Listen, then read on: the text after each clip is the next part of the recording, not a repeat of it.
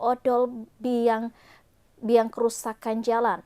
Dinas Perhubungan Kota Gorontalo janji awasi ketat. Berikut informasi selengkapnya.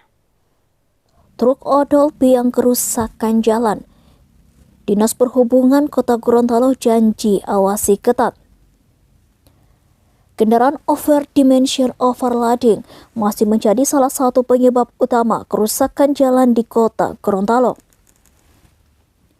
Pemerintah Kota Gorontalo melalui Dinas Perhubungan menegaskan komitmennya untuk memperketat pengawasan dan penindakan terhadap kendaraan barang dan penumpang yang tidak sesuai ketentuan. Pengujian kendaraan rutin dilakukan di Balai Pengujian Kendaraan Bermotor yang berlokasi di Kelurahan Bulu Ide, Kecamatan Kota Barat. Seluruh pengujian ini diintegrasi dengan sistem pusat dan dilakukan secara ketat. Kepala Bidang Sarana dan Prasarana Dishub Kota Gorontalo, Mutakin Adam menegaskan kendaraan odol akan langsung ditolak di tempat. Ia menjelaskan larangan tersebut mengacu pada Undang-Undang Nomor 22 Tahun 2009 tentang lalu lintas dan angkutan jalan. Menurutnya, praktik odol menimbulkan resiko tinggi bagi keselamatan pengguna jalan. Selain berbahaya, kendaraan odol juga berkontribusi besar terhadap kerusakan jalan yang berlubang. Dinas Perhubungan Kota Gorontalo, kata Mutakin, terus berkoordinasi dengan instansi terkait, termasuk Dinas Provinsi dan Kepolisian. Namun tantangan kepengawasan dan di lapangan masih ada, terutama karena para sopir odol kerap beroperasi pada malam hari.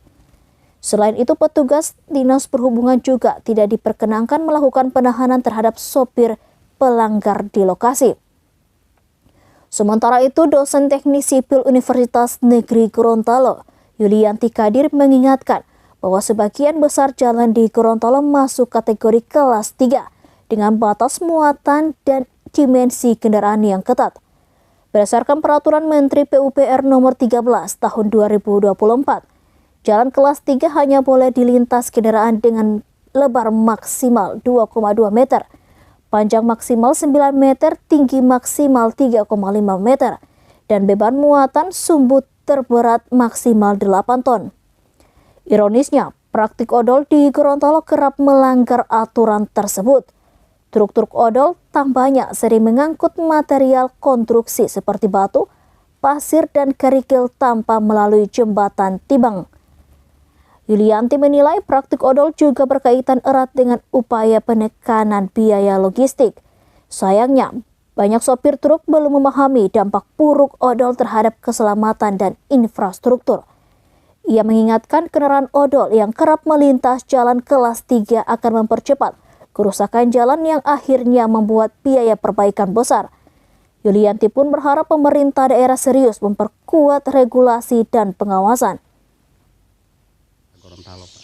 Iya, khususnya menyangkut odol ya. Dari Undang-Undang Nomor 22 Tahun 2009 yang menjadi dasar aturan lalu lintas yang kita pedomani selama ini, memang di dalam situ dijelaskan bahwa memang odol ini sudah dilarang dari karena apa, dia melampaui dimensi dan melampaui kapasitas yang ada. Istilahnya dimodifikasi ini mobil. Biar apa? Biar volume dan kapasitas muatan lebih besar. Cuma di lain sisi dia menimbulkan resiko yang besar. Misalnya ya, ketika volume barang seperti yang sudah ditetapkan di standar, kemudian dia lebihkan, ini bisa menyebabkan bahaya loh. Seperti itu, misalnya remnya jadi blong, ya kan? Kemudian over kapasitas, dia over, kemudian kita masuk di kawasan jalan, kemudian dia ada beban jalan, itu lama-lama jalannya juga akan rusak seperti itu.